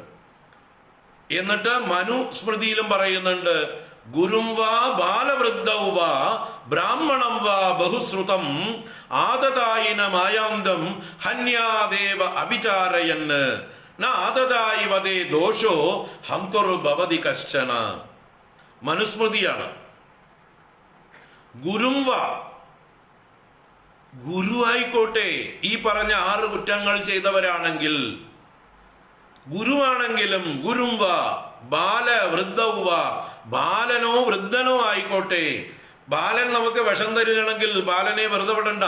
വൃദ്ധർ നമുക്ക് വിഷം തരികയാണെങ്കിൽ, നമ്മളെ തീ കൊളുത്തുകയാണെങ്കിൽ, നമ്മളെ കൊല്ലാൻ വരികയാണെങ്കിൽ, നമ്മുടെ ധനമോ നമ്മുടെ ഭാര്യയോ നമ്മുടെ ഭൂമിയെയോ അപഹരിക്കുകയാണെങ്കിൽ, ബാലനാണെങ്കിലും വൃദ്ധനാണെങ്കിലും വദാർഹനാണ്. ബ്രാഹ്മണം വാ ബഹുശ്രുതം, നല്ല വേദപാരംഗതനായിട്ടൊരു ബ്രാഹ്മണനായിക്കോട്ടെ, അയാളും ഈ 6 അപരാധങ്ങളിൽ ഏതെങ്കിലും ഒന്ന് ചെയ്യുകയാണെങ്കിൽ തന്നെ അയാന്തം ആദതായിനം, തന്റെ നേർക്ക് വരുന്ന ആദതായിയെ ഹന്യാത് ഏവ, കൊല്ലപ്പെടേണ്ടതാണ്, കൊല്ലേണ്ടതാണ്. അവിചാരയൻ, അവിചാരയൻ വിചാരണ കൂടാതെ, വിചാരം ചെയ്യാതെ, ചിന്തിക്കേണ്ട കാര്യമില്ല. ഫിനിഷിം. അവിചാരയൻ ഹന്യാത് ന ആദതായി വദേ ദോഷഃ. ആദതായി വദേ ദോഷഃ ന ആർക്ക്? ഹന്തുഹു ഭവതി കശ്ചന, കൊല്ലുന്ന ആൾക്ക്. ആദതായിയെ കൊല്ലുന്ന ഒരാൾക്ക് ഒരു ദോഷവും ബാധിക്കുകയില്ല. അപ്പൊ ആദതായി എന്ന് പറഞ്ഞാൽ ഈ ഏറ്റവും ഗുരുതരമായിട്ടുള്ള ഈ തെറ്റുകൾ ചെയ്യുന്നവർ, നമ്മളെ നശിപ്പിക്കാനായി കൊണ്ട് ശ്രമിക്കുന്നവർ. അഗ്നിതൻ, ഗരദൻ, ശസ്ത്രപാതി, ധനാപഹൻ, ക്ഷേത്രഹരൻ, ധാരഹരൻ. ഇതിൽ അപ്പോ ഇവർ കൊല്ലപ്പെടേണ്ടതാണ്. ഒരു കുറ്റം ചെയ്താൽ, ഇപ്പൊ നമ്മുടെ കൗരവന്മാരുടെ കാര്യം എടുത്തു നോക്കിയാൽ അവരിത് എല്ലാം ചെയ്തവരാണ്. ചിന്തിച്ചു നോക്കൂ, എല്ലാം ചെയ്തവരാണ്, അഗ്നിതരാണ് അല്ലെ? അരക്കില്ലത്തിൽ വെച്ച പാണ്ഡവന്മാരെ കൊന്നുകളയാനായിക്കൊണ്ട് അരക്കില്ലത്തിന് തീ വെച്ചവരല്ലേ? ഭാഗ്യം കൊണ്ട് രക്ഷപ്പെട്ടു, വിതുരന്റെ സഹായം കൊണ്ട് രക്ഷപ്പെട്ടു. അപ്പൊ അരക്കില്ലത്തിൽ വെച്ച് തീ വെച്ചു. ഭീമസേനന് വിഷം കൊടുത്ത് ഗംഗയിൽ കയത്തിൽ കെട്ടിത്താഴ്ത്തി. ഇപ്പൊ വിഷം കൊടുത്തു. ആയുധങ്ങളുമായിട്ട് പലതവണ അവരെ ആക്രമിക്കാൻ വന്നു കഴിഞ്ഞു. ഇപ്പോഴെന്താ? ആയുധപാണികളായിട്ട് കൊല്ലാനായിട്ട് നിൽക്കുന്നു. ഇവരുടെ ധനം മുഴുവൻ കള്ളച്ചൂതിലൂടെ അപഹരിച്ചെടുത്തു. ഇപ്പൊ 13 വർഷം കഴിഞ്ഞ് തിരിച്ചു കൊടുക്കേണ്ടതിന് പകരം കൊടുക്കുന്നുമില്ല. വാഗ്ദാന ലംഘനം. ഇവരുടെ ക്ഷേത്രം അഥവാ ഭൂമി പിടിച്ചെടുത്തു. 1 ഇഞ്ച് ഭൂമി പോലും കൊടുക്കാതെ നിലനിൽക്കാൻ അവസരമില്ലാതെ നിൽക്കുന്നു. ഭാര്യയെ അപഹരിച്ച് ഭാര്യയെ വിവസ്ത്രയാക്കി സഭയിൽ വെച്ച് അവമാനിച്ചില്ലേ? അപ്പൊ ഈ പറഞ്ഞ 6 മഹാകുറ്റങ്ങളും ഏറ്റവും വലിയ ക്യാപിറ്റൽ പണിഷ്മെന്റ് അർഹിക്കുന്ന 6 കുറ്റങ്ങളും ചെയ്തവരാണ് ഈ കൗരവർ. അതുകൊണ്ട് അവർ ആദതായികളാണ്, അവർ വധാർഹരാണ്, അവരെ വിചാരം ചെയ്യാതെ കൊല്ലേണ്ടവരാണ്. അവരെ കൊന്നാൽ ഒരു പാപവും ബാധിക്കില്ല. അത് ബന്ധുക്കളാണെങ്കിലും ഗുരുക്കന്മാരാണെങ്കിലും പിതാമഹനാണെങ്കിലും സഹോദരന്മാരാണെങ്കിൽ ആരാണെങ്കിലും അവർ വധമർഹിക്കുന്നു. അതിൽ ബാലനോ വൃദ്ധനോ നോക്കണ്ട, ഇവർ വധമർഹിക്കുന്നു. ഇതാണ് ധർമ്മം. അത്രയും വലിയ അപരാധികളാണ്. അവരെ ഭൂമിയിൽ വെച്ചോണ്ടിരിക്കാനേ പാടുള്ളതല്ല. ഓരോ നിമിഷവും അവരെ ഭൂമിയിൽ വെച്ചോണ്ടിരിക്കുന്നത് ക്ഷത്രിയരായിട്ടുള്ള ഇവരുടെ ധർമ്മച്യുതിയാണ്. ഇവർ പാപം ചെയ്തുകൊണ്ടിരിക്കുകയാണ്. അവരെ കൊല്ലാൻ വൈകുന്തോറും ഇവരുടെ പാപമാണ് അത് വർദ്ധിക്കുന്നത്. അതുകൊണ്ട് എത്രയും വേഗം കൊന്നുകളയേണ്ടവരാണ് ഈ ദുര്യോധനാദികൾ. അവരെ കുറിച്ചാ പറയണത്. അവരാദതായികളായിക്കോട്ടെ, എന്നാലും അവരെ കൊന്നാൽ, ധർത്തരാഷ്ട്രന്മാരെ കൊന്നാൽ ഞങ്ങളെ പാപം മാത്രമേ ബാധിക്കുകയുള്ളൂ എന്ന് പുലമ്പുന്ന അർജുനൻ. അപ്പൊ ഇത് വെറും പുലമ്പലായിട്ടേ നമുക്ക് എടുക്കേണ്ടതുള്ളൂ. അടുത്ത ശ്ലോകം വായിച്ചു നിർത്താം, നാളെ കാണാം. തസ്മാന്നർഹാവയം ഹന്തും ധാർത്തരാഷ്ട്രാൻ സ്വബാന്ധവാൻ സ്വജനം ഹി കഥം ഹത്വാ സുഖിനഃ സ്യാമ മാധവ. തസ്മാന്നർഹാവയം ഹന്തും ധാർത്തരാഷ്ട്രാൻ സ്വബാന്ധവാൻ സ്വജനം ഹി കഥം ഹത്വാ സുഖിനഃ സ്യാമ മാധവ. നാളെ തുടരാം. ഓം കായേന വാചാ മനസേന്ദ്രിയൈർവ ബുദ്ധ്യാത്മനാ വാ പ്രകൃതേ സ്വഭാവാത് കരോമി യദ്യത് സകലം പരസ്മൈ നാരായണായേതി സമർപ്പയാമി. ഓം ശാന്തി ശാന്തി ശാന്തി. ഹരി ഓം ശ്രീ ഗുരുഭ്യോ നമഃ. ഹരി ഓം നാരായണ. ഹരി ഓം. എല്ലാവർക്കും ശുഭരാത്രി, സുഖനിദ്ര. നാളെയും 3 ക്ലാസ്സുണ്ട്, തുടരും. നാളെ വ്യാഴാഴ്ച. ഓം. ഹരി ഓം. ഹരി ഓം.